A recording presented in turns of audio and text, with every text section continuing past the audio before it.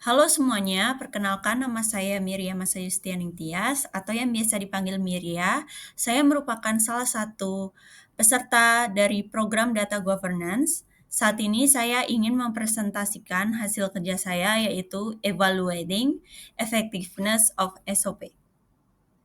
Sebelum masuk ke presentasi, izinkan saya untuk memperkenalkan diri saya. Nama saya Miria. Saya adalah lulusan Administrasi Publik dari Universitas Nasional. Saat ini saya mempunyai pengalaman magang di Kementerian Dalam Negeri dan juga saya bekerja sebagai admin studio makeup secara freelance. Melalui pengalaman saya ini, saya memiliki kemampuan dalam hal administrasi, pengelolaan data, ketelitian, komunikasi dengan klien, adaptability, dan time management. Sekian profil singkat dari saya. Lalu di sini terdapat case study, yaitu contoh SOP handling bug report and announcement. Bisa dilihat di sini, dan juga terdapat kondisi nyata di lapangan yang menyebutkan bahwa beberapa tim mengaku bingung dengan alur kerja dan SLA yang tidak jelas, sehingga menyebabkan keterlambatan respon kepada peserta. Lalu saya akan memberikan analisis SOP, evaluasi, dan juga rekomendasi kepada tim Rakamin terkait dengan perbaikan SOP handling bug report ini.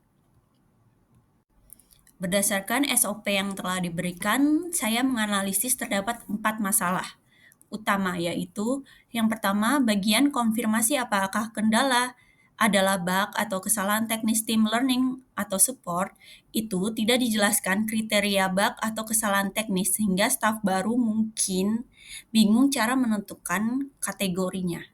Lalu yang kedua adalah instruksi jika bug terjadi di weekend, kirim personal chat ke Mas Fatan. Tidak dijelaskan kapan weekend emergency berlaku, apakah seluruh bug harus dilaporkan atau hanya bug tertentu.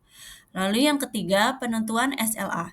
SLA 1 hari kerja untuk kendala teknis LMS akibat learning atau support. SLA 1-3 hari kerja untuk kendala teknis akibat bug. Yaitu tidak ada contoh konkret sehingga staf bisa salah dalam menentukan SLA. Selanjutnya keempat, template announcement bug. Template masih berisi placeholder seperti bug seperti dan sekitar. Bisa membuat staf baru bingung cara untuk mengisinya. Selanjutnya adalah evaluasi masalah. Saya menemukan 2 faktor yang menyebabkan masalah ini dapat terjadi, yaitu faktor utamanya, bahasa masih cukup teknis dan ambigu. Misalkan, istilah seperti kendala teknis, bug, SLA, dan konfirmasi dengan dev tidak diuraikan dengan contoh.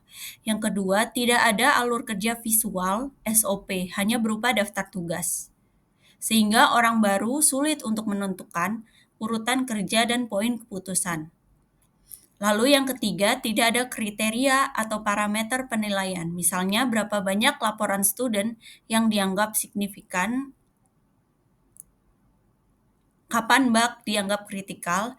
Lalu yang keempat, template masih berisi placeholder. Staff mungkin tidak tahu bagian mana yang harus diisi dan format final yang benar. Lalu yang kelima, penanggung jawab yaitu CSO dan LOO tidak dijelaskan peran spesifiknya. Apakah harus dikerjakan bersama atau bisa bergantian.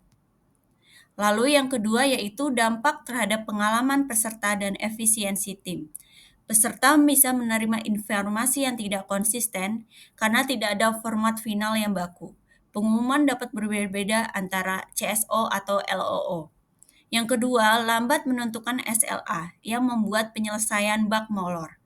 Yang ketiga, koordinasi dengan dev bisa salah atau terlambat terutama saat akhir pekan. Lalu yang keempat, student bisa merasa tidak terinformasi dengan baik, menurunkan kepercayaan terhadap layanan Rakamin.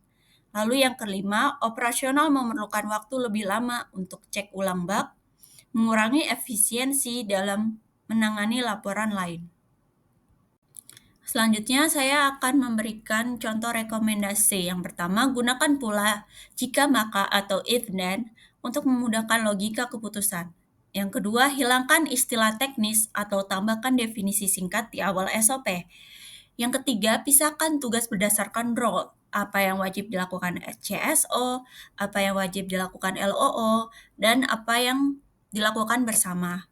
Lalu yang keempat, tambahkan contoh untuk setiap poin, seperti contoh bug itu seperti apa, contoh kendala teknis, dan juga contoh SLA yang tepat. Ini adalah SOP penanganan laporan bug LMS atau web belajar rekamin yang telah saya buat dan saya sederhanakan. Yang pertama ada tujuan SOP. SOP ini digunakan sebagai panduan bagi CSO dan LOO untuk menangani laporan bug LMS secara konsisten, cepat, dan juga terkoordinasi dengan tim dev. Lalu ada ruang lingkup, meliputi penerimaan laporan, verifikasi bug, penentuan SLA, pengumuman, dan juga monitoring. Yang ketiga ada definisi. Yang pertama bug. Bug ini adalah masalah teknis yang muncul karena error pada sistem dan membutuhkan perbaikan dev. Lalu yang kedua itu ada kendala teknis non-bug. Kesalahan materi atau kunci jawaban atau operasional internal. Yang ketiga ada SLA atau standar waktu penyelesaian. Lalu yang keempat, penanggung jawab CSO dan LOO sesuai tugas masing-masing. Yang kelima ada alur kerja. Yang pertama menerima dan mengumpulkan data laporan. Yang kedua verifikasi ke tim developer via Slack hashtag bug issue. Yang ketiga menentukan SLA, 1 hari untuk non-bug dan 3 hari untuk bug. Yang keempat mengirim pengumuman bug ke seluruh student. Lalu kelima monitoring dan update progress. Lalu di sebelahnya terdapat contoh announcement yang telah saya buat dan saya telah sederhanakan. Lalu saya memberikan rekomendasi checklist operasional penanganan bug untuk CSO dan juga LOO. Yang pertama ini ada checklist pengumpulan data. Yang pertama, menerima laporan student. Kedua, mengumpulkan jumlah student yang terdampak. Yang ketiga, mencatat major dan batch. Yang keempat, mengidentifikasi dampak bug. Yang kelima, mengumpulkan screenshot atau rekaman. Lalu tahap kedua, checklist verifikasi bug. Yang pertama, kirim laporan ke Slack hashtag bug issue. Yang kedua, menanyakan kategori bug atau non-bug. Yang ketiga, hubungi PM untuk weekend dan juga urgent. Lalu yang tahap ketiga itu checklist penentuan SLA. Yang pertama, cocokkan hasil verifikasi dev, tentukan SLA sesuai kategori. Lalu tahapan yang keempat, checklist announcement. Yang pertama, isi template. Yang kedua, kirim ke Discord atau WA. Yang ketiga, simpan dokumentasi. Lalu ada tahapan ke-5, checklist monitoring. Yang pertama, pantau progres dev. Yang kedua, update timeline atau SLA. Yang ketiga, konfirmasi ke student setelah fix. Sekian presentasi dari saya, kurang lebihnya saya mohon maaf. Terima kasih atas perhatian dan juga terima kasih sudah meluangkan waktu untuk melihat presentasi saya. Semoga presentasi ini dapat berkenan dan juga dapat memberikan insight tambahan untuk tim Rakamin. Terima kasih.